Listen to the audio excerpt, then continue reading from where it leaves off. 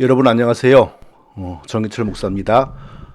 이번 주에는 제가 영상을 두 번째인가요? 예, 보통 한 주에 강의 영상 하나 하기도 어떨 때는 힘들고 한동안 안 했고 그냥 라이브 예배만 인도했는데요.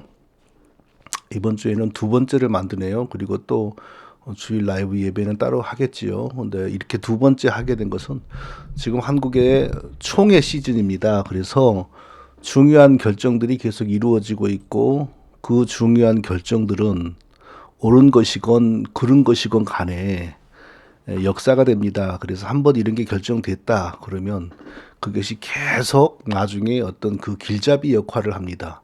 옛날에 웨스트민스터 신앙고백이 만들어졌고 그 참 귀한 거죠. 근데 거기 안에 어떤 게 잘못된 게 들어가 있어요. 행위언약이라고. 그게 거기 들어가 있으니까 이후 수백 년 정통교회 역사가 성경에서 벗어나 버린 겁니다. 지금 한국에서 뭐 합신, 고신, 총신, 합신, 고신, 합동이죠. 사실 통합은 뭐 정통 신학에 관하여 뭘 결정했느냐가 그렇게 중요하지 않아요. 거기는 WGC, 여성안수 해서 이미 뭐 좀 심한 말로 맛이 가버렸어요. 죄송한 표현인데 맛이 가버렸어요. 그래서 거기가 뭔 결정을 하건 간에 거기가 우리 한국교회 중요한 지표가 되지는 못해요. 자, 그런데 합신이나 고신이나 총신은 합동은 총신이 합동이고 장신이 통합이고 수원의 합동신학대학원이 합신이고 고려신학대학이 고신이고 그렇잖아요. 여기서 결정하는 것은 그래도 영향이 있어요. 그리고 앞으로 그게 많은 영향을 미쳐요. 그렇기 때문에 잘못된 결정이 이루어지면 굉장히 예민하게 거기에 반응을 보여야 되고 그리고 왜 잘못됐는지 설명해야 돼요. 근데 이번에 고신에서 고신총회의 고신교수회가 뭘 발표를 했냐 하면요. 제가 조금 화면을 예수 그리스도의 능동적 순종에 대한 총회의 신학적 입장. 그러니까 총회가 교수회에게 맡긴 거예요. 교수회가 이렇게 보고를 하는 거예요. 그러니까 이제 이것을 수용을 한 거죠. 그래서 이게 처음 나왔을 때 얼른 제가 보니까 능동 순종에 대한 핵심을 전혀 터치하지 않고 뭐 그냥 막연하게 뭐 그리스도가 우리를 위해 순종하였다. 능동적 순종, 수동적 순종은 분리되지 않는다. 뭐 우리 신앙 고백서 웨스트민스터 거기도 나와 있다. 우리가 계속해서 지켜가야 된다. 우리 고신도 가르치는 바이다. 이런 막연한 소리, 뭐 이런 소리 막 해요. 그리고 끝에 가고 결론을 뭐라고 했냐 하면 능동적 순종이란 용어가 성경에 명시적으로 나오지 않고 개념에 있어서도 수동적 순종에 비해서 비교적 적게 성경에 나오는 것이 사실이지만 그렇다고 해서 무조건 거부하는 것은 지혜롭지 못한 일이다. 이렇게 결론을 내렸어요. 자, 이것은 이제 이 교단이 앞으로 공식적인 입장이 능동적 순종에 대해서 함께 간다는 거죠. 지지한다는 거죠. 그래서 오늘 제가 이렇게 훑어보니까 의미 없는 문서였어요. 중요한 게 안 다뤄졌어요. 그래서 제가 그냥 이렇게만 설명을 하고 마쳤죠. 자, 뭐 능동적 순종의 기초가 되는 게 뭐냐면 처음에 아담의 상태입니다. 아담의 상태가 임시적인 육체의 생명, 그러니까 영생하지 못하는 임시적으로 생명만 유지되는 육체적 생명으로 창조된 아담이 율법을 잘 준수하면 그 율법이 어디에 있었는지는 모르지만 뭐 아담의 마음에 있었다, 자연에 있었다 그래요. 그 율법 준수를 잘하면 그것이 공덕으로 인정이 돼요. 공로로 인정이 돼요. 그 몸이 하늘의 몸으로 변하고 그리고 하늘의 영생, 천사들의 영생, 그리스도의 부활의 영생처럼 그렇게 변하도록 하나님이 해주셨을 텐데 그리 못해서 영생을 얻지 못하였고 또 하나님 하라는 걸 못했기 때문에 하나님이 저주하셨다. 자, 여기서 시작을 하는 거예요. 그래서 그 이론, 그 언약 이론, 행위 언약이라고 하는 것을 그리스도가 대신 충족시켰다. 그리스도가 대신 율법을 완전히 지켰다. 성경 어디에도 그리스도가 그렇게 율법을 지키려고 애를 쓰신 모습이 안 나오는데 그 이론이거든요. 그러면 거기에 대해서 다뤄야죠. 그 언약 이론이 맞는가? 그런 건 안 다르고 오히려 이 능동 순종을 부정하면 저 뭐라 그랬냐면요. 근론 부분에 가면 오히려 행위 언약도 부정하게 된다. 마찬가지로 능동순종과 밀접한 관계를 가진 행위언약도 마찬가지로 거부되어야 할 것이다. 그러니까 행위언약을 성경 위에 딱 두는 거예요. 그거 자체가 절대적 진리로 두고 이 능동적 순종이 거부되면 행위언약도 거부되어야 한다. 뭔 소리 하는 거예요 지금요? 행위언약이 성경입니까? 그걸 누가 만들었습니까? 어느 사도가 만들었습니까? 사람이 만든 거예요. 우리와 같은 사람이. 자, 그런 문제를 다뤄야 되는데 그런 거 안 다뤘어요. 그리고 아담 대신 율법을 지켜서 영생의 자격을 얻었다는 것이 그리스도가 그렇게 했다는 것이 능동순종의 핵심 이론인데, 그러면 율법을 지키면 율법으로부터 영생의 자격을 얻을 수 있다는 것이 성경의 가르침이고 약속이냐? 그걸 증명해야죠. 그런 거 하나도 없어요. 그러면 또 성경은 하나님이 우리의 영생의 자격, 우리의 의가 되시기 위하여 성육신하셨다 이렇게 가르치는데, 복음에는 하나님의 의가 나타나서 이렇게. 그런데 능동순종에 의하면 결국은 영생의 의가 율법으로부터 나와요. 율법으로부터. 성육신한 것은 그 자체로 우리의 영생의 의가 되시기 위하여 하나님이 성육신하셨냐, 아니면 율법을 지키는 사람이 되기 위하여 성육신하셨냐, 이런 걸 논의해야죠. 그런 것도 논의하지 않았어요. 그리고 또, 자, 예수님 당시에 유대인들이 예수님을 죽이지 않았습니까? 자, 그들 보기에 예수님이 율법을 지킴으로 영생의 의를 얻는다라는 신앙을 가지신 분이라면 그들이 예수님을 죽였을까요? 물론 뭐 장로의 유전 뭐 어쩌고 하는 데서는 좀 다르지요. 그러나 큰 틀에서는 율법을 지킴으로 영생의 의를 얻는다, 그렇게 예수님이 믿었다면 그들이 왜 죽입니까? 꼭 죽여야 될 이유가 있습니까? 예수님의 제자들과 사도들도 율법을 지킴으로 영생의 자격을 얻는다라는 신앙을 가졌다면 왜 유대주의자들이 그렇게 사도들을 박해하고 스데반과 같은 사람을 죽입니까? 같은 율법주의 안에서 조금 차이가 있으면 그래도 데리고 가지 죽이지는 않거든요. 그러니까 이런 걸 다뤄야, 그리고 다루면서 거 봐라, 율법을 지키면 영생의 의가 얻어지는 것이 하나님의 원래의 법이다, 이런 걸 증명해야죠. 그리고 난 다음에 결론으로 우리는 능동순종을 계속 지켜가야 된다, 이렇게 돼야죠. 근데 그 중요한 건 하나도 다루지 않고 뭐 뻔한 소리 변죽만 올린 거예요. 그래서 제가 제목을 고신 교수의 능동순종 핵심 모르고 한국교회 혼란만 가중시켰다, 첫 번째 이제 가벼운 논평을 그리하고 넘어갔어요. 그런데 나중에 이것을, 사실 이 본문 몸통도 아직 자세히 안 읽어봤어요. 쑥 보니까 빤한 내용이에요. 제가 하도 능동순종 많이 연구해가지고 우리 보면 또 이 소리 했구나, 또 이 소리 했구나, 다 나오거든요. 근데 결론 부분만 좀 읽어봤어요. 그래서 세상에 여기에 이런 말이 있네요. 그리스도께서 율법 아래 나신 이유를 단지 수동적 순종을 위해서라고 보는 것은 적절치 않다. 그러니까 갈라디아서 4장 5절에 그때가 참에 그리스도께서 율법 아래 나시고 이것이 수동적 순종, 십자가에 달려 죽으시기 위하여 오신 것이라고만 해석하는 건 적절하지 않다. 누가 그것이 전부라고 그랬습니까? 이 땅에서 모든 하나님의 뜻에 순종하는 그 신실하고 아름다운 삶으로 하나님에게 만족을 드리는 삶이 기본이죠. 그리고 그 삶을 가지신 분이 십자가에 달려 죽으실 때의 하나님의 만족이 되는 거죠. 뻔한 얘기를 이렇게 왜 하는지 모르겠어요. 그리고 그 다음 말이 너무 웃겨요. 만약 그 목적이 오직 율법에 대한 수동적 순종이었다면 죄인인 인간이 구속을 받아 의인이 될 수 있었을지 모르지만, 이것은 신기한 소리예요. 자, 일반적으로 능동순종 이론은 십자가의 수동적 순종, 그 십자가의 피 흘리심은 우리를 의롭게 만들지를 못한다.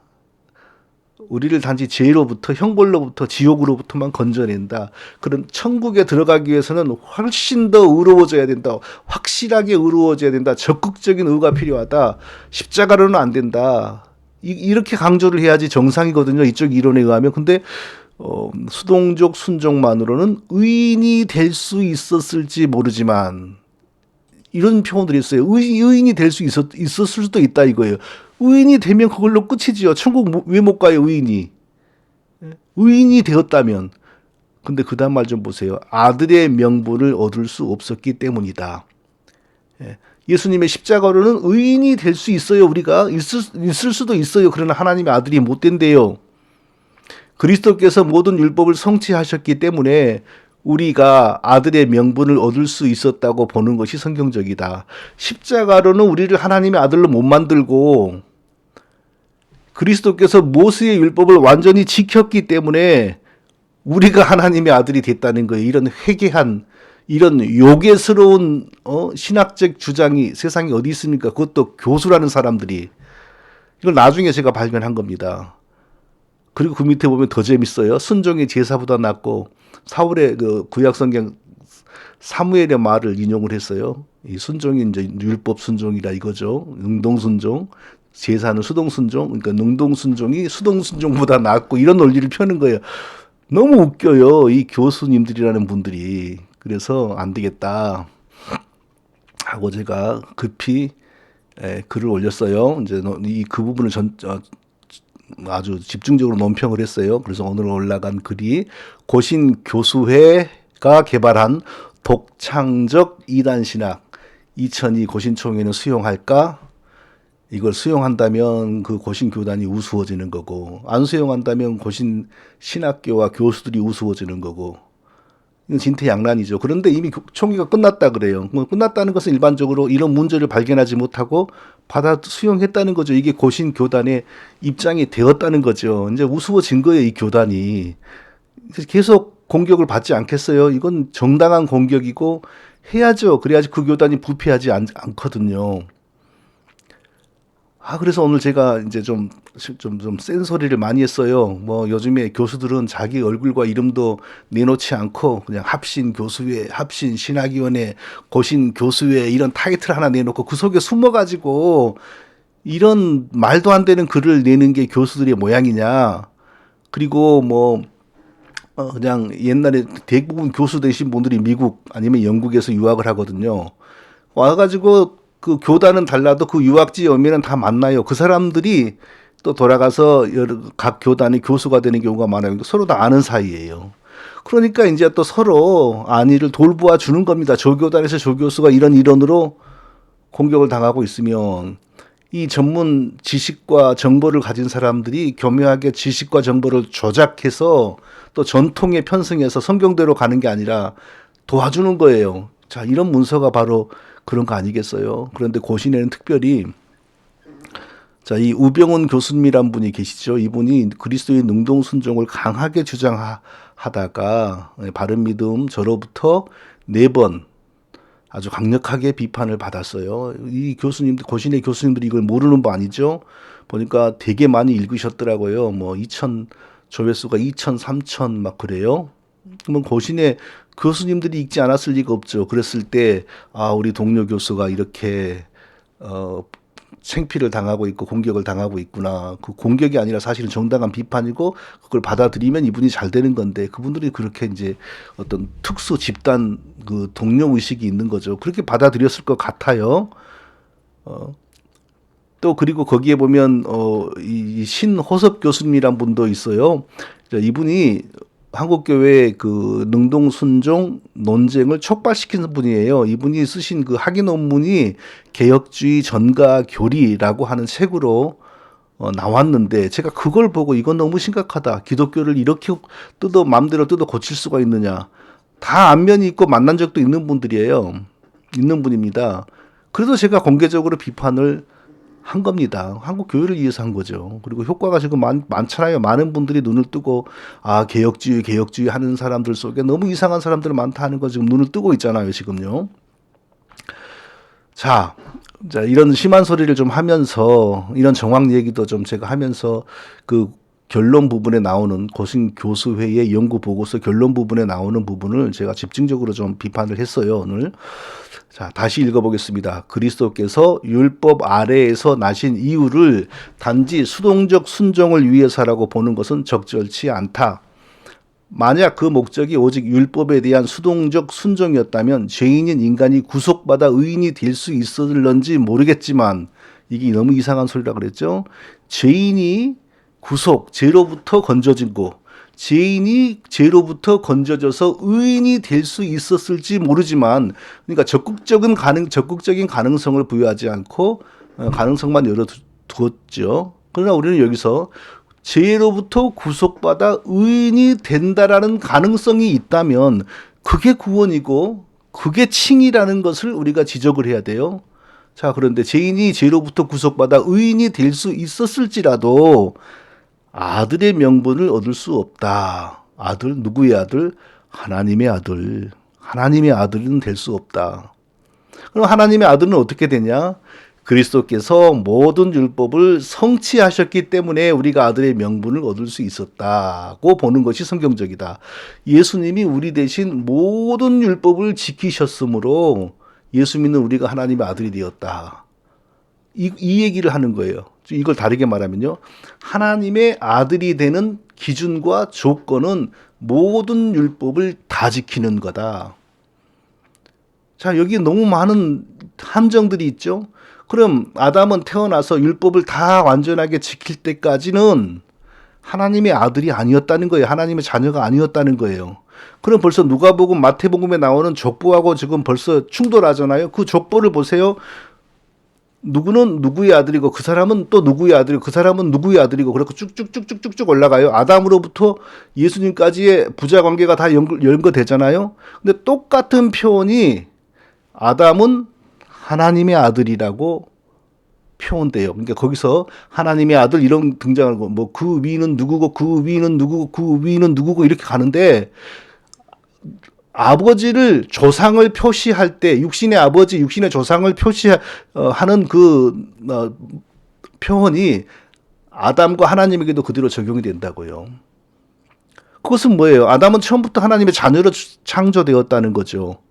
근데 지금 이 교수님들의 신학에 의하면 율법을 완전하게 지키는 공덕을 만들지 못하는 사람은 하나님의 자녀가 되지 못해, 하나님의 아들이 되지 못해요.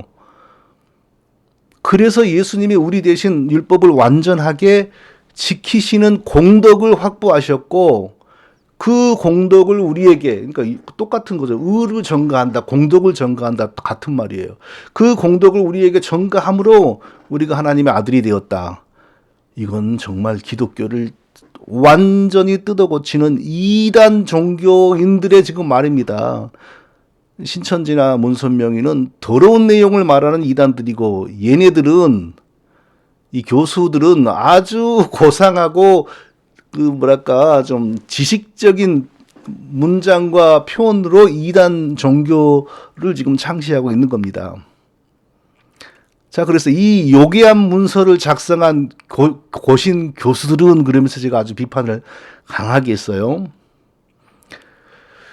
자, 그런데 이게 이 고신 교수들의 주장만은 아니에요. 능동순종을 주장하는 모든 사람들은 이렇게 말해요. 아담은 율법을 완전히 지키기 전까지는 하나님의 자녀가 아니었고 구원받는 상태가 아니었다. 이렇게 말을 해요. 그거 총신의 정승원 교수님이라고 하는 그 신대원장께서도 이 능동순종을 이제 거들었죠. 뭐 합신의 자기 동료 교수들이 지금 공경을 당하고 망신을 당하니까 이제 그냥 거둔 게 아니라 총신에서 굉장히 귀하게 여기는 조상 고 박형룡 박사의 말을 인용하면서 그런 거예요. 근데 제가 몇 번 말했지만 옛날 분들은 이거 다 믿었어요. 예, 종교개혁권 안에서는 이거 안 믿는 사람이 없었어요. 특히 장로교 쪽에서는. 그러니까 박형룡 박사님도 이런 걸 믿은 거죠. 근데 얼마나 깊이 생각하고 믿었겠어요. 이분이 1930년대에 안수받고 유학 가신 분인데 미국에 유학 오신 분인데 영어가 얼마나 됐겠어요. 그죠. 영어책 읽고 미국에 유학하는 동안 몇 권이나 읽고 가셨는지 그거 모를 일이죠. 영어가 되지 않은 시대인데 제가 미국에서 제가 미련하고 영리하지 못해갖고 저는 뭐 특히 더 하겠죠. 인정합니다. 20년을 살아도 그 미국 사람들의 뭐 영화나 방송 같은 게 뭐에 대해서 말한다는 것은 알겠는데 정확한 내용이 안 와요. 솔직히 말하면 그 외에 일상적인 영어야 하고 다니겠고 뭐 어디 하겠는데 막 영화 드라마 그거 못 알아듣겠어요. 내용을. 예. 그런데 얼마나 그 30년대에 와서 얼마나 그 미국 신학교에서 공부를 독창적으로 하셨겠어요. 그냥 간신히 흡수 그대로 받아들이는 데 바쁘셨겠죠. 그래서 그 박형령 교수님도 당연히 이런 걸 이제 그 책에 쓰신 거죠. 그분을 인용하면서 이 정승원 교수님이 뭐라고 그랬냐면, 박형령은 벌코프를 인용하면서, 벌코프도 그거 믿는 사람이고 가르친 사람이고, 최종으로 그리스도가 만일 사람에게 부과된 형벌을 받으셨을 뿐이면, 이 말은 그리스도가 수동적 순종, 십자가에서 피 흘리심만 하셨다면 이 뜻입니다. 그의 사역의 열매를 나누어 가지는 자들은 아담이 타락하기 전에 있던 바로 그곳에 남아있게 되었을 것이다 라고 강조한다. 그러니까 박형령 박사님도 그리스도가 만일 수동적 순종만 하셨다면 아담이 타락하기 전 상태로 우리가 돌아갈 뿐이다. 아담이 타락하기 전 상태는 어떤 상태입니까? 앞으로 율법을 완전하게 지켜서 하나님의 자녀의 신분을 획득하고 그 몸이 하늘의 천사의 몸이나 그리스도의 부활의 몸처럼 변하여 하늘의 영생을 누리게 되는 상태. 그까지 가야 되는데 그 전에 머무르고 있었다. 언제가 죽을 수밖에 없는 육체의 몸으로. 그러니까 이분들에게는 십자가의 수동적 순종만으로는 천국에 들어가서 영생을 누릴 자격을 우리에게 주지 못하고, 그래서 율법을 완전하게 지키는 공로가 있어야 우리가 천국에 들어가 영생을 누리며 살 수 있는 자격을 가지게 된다. 그렇게 보고 있는 거예요. 그러니까 아담도 앞으로 그 일을 했어야 되는데 그 일을 못하고 하나님이 저주받고 죽어버렸어. 그러니까 예수님이 아담 대신에 그렇게 완전하게 율법을 다 순종하셨다.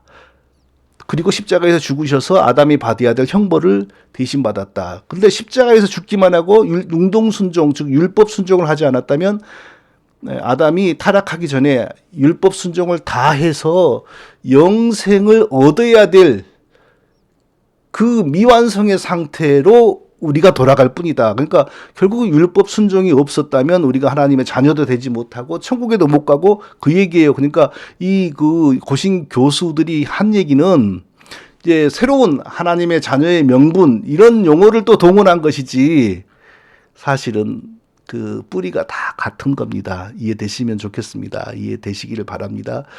이해가 안 되시면 제 글을, 최근에 글을 바른믿음에 들어오셔서 읽어보시기 바랍니다.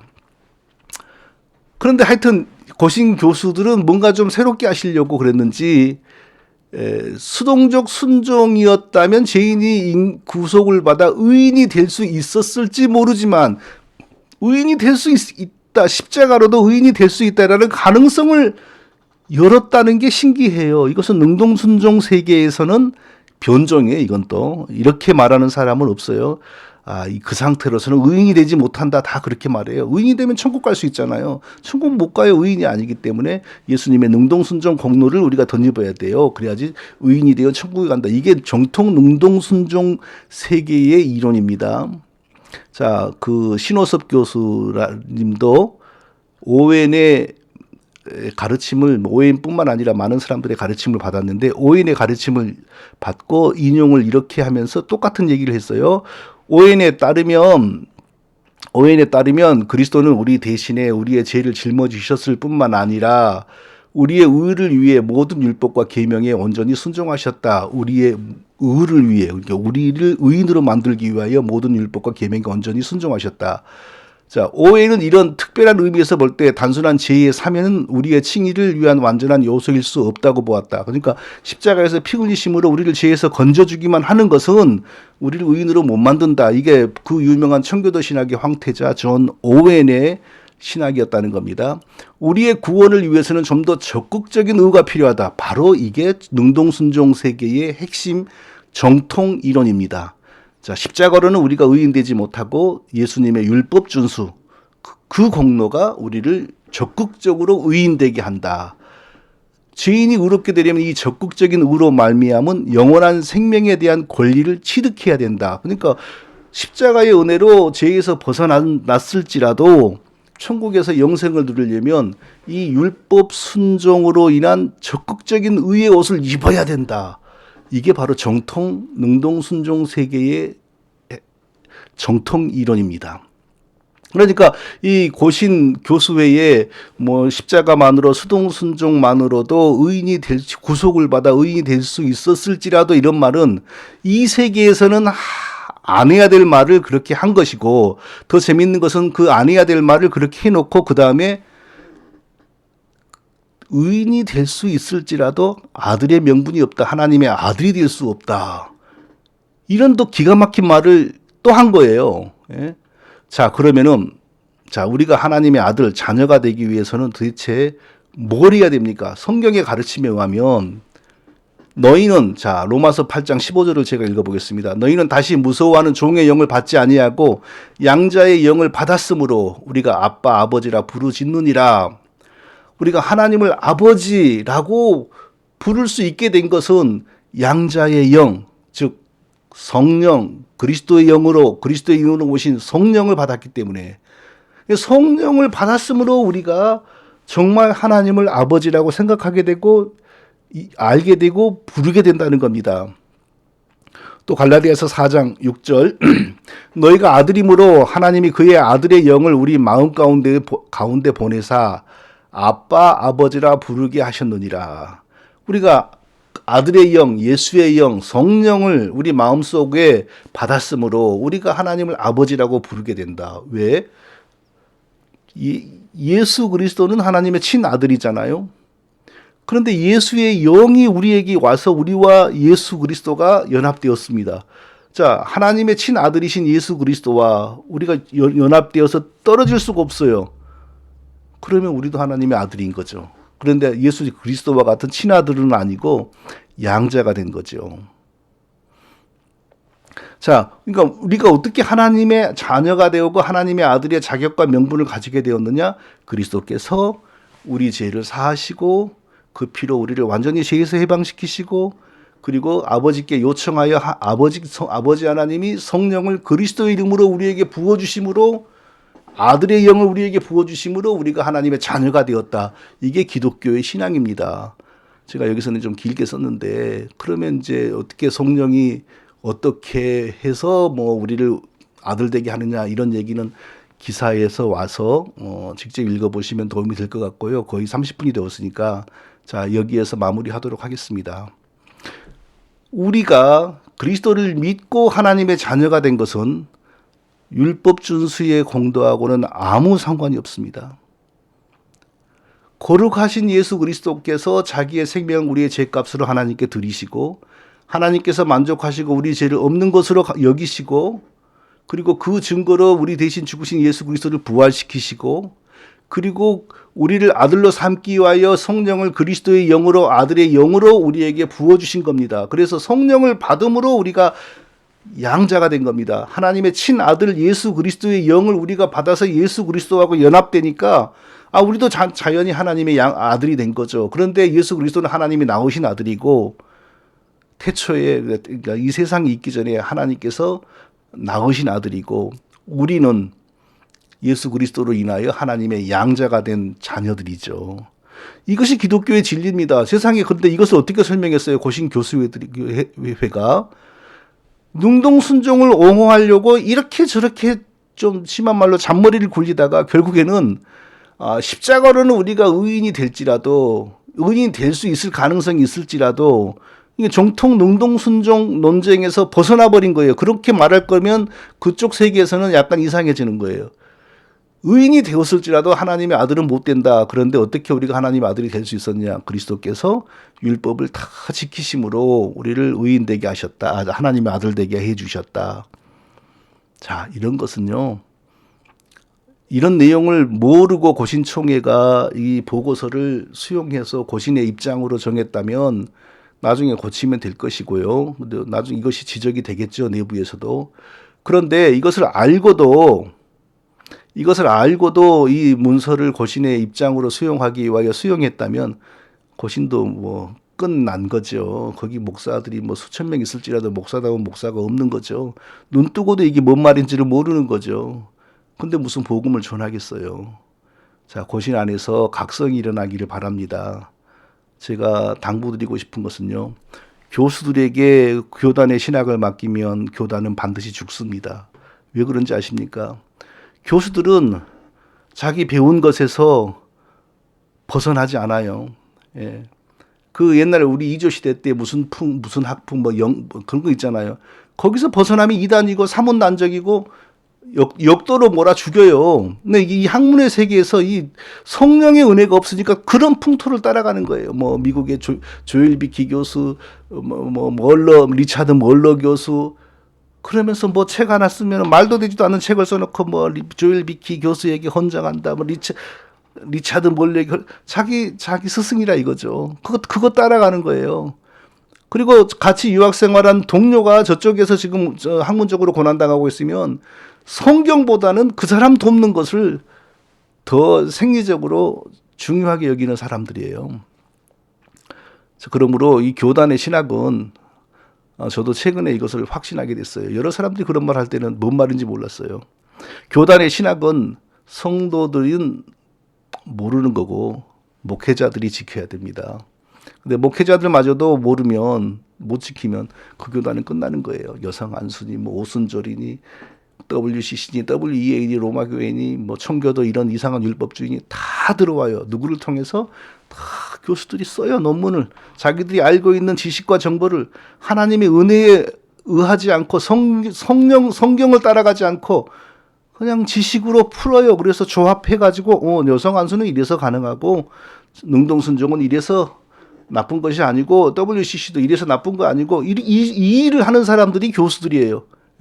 은혜가 없고 성령의 역사가 없고 오직 머리와 지식으로 공부를 하고 교수 생활을 하기 때문입니다. 그래서 고신 안에서도 이것을 깨닫고 이 문서가 얼마나 독소가 있는지 얼마나 사단의 독이 이 속에 들어있는지를 이제라도 발견하고 이것을 거부하고 다시 연구를 시키고 교수들로 안 되면 목회자들이 직접 성경에 근거하여 연구하는 그런 각성이 일어날 수 있기를 바랍니다. 감사합니다. 또 다음에 뵙겠습니다.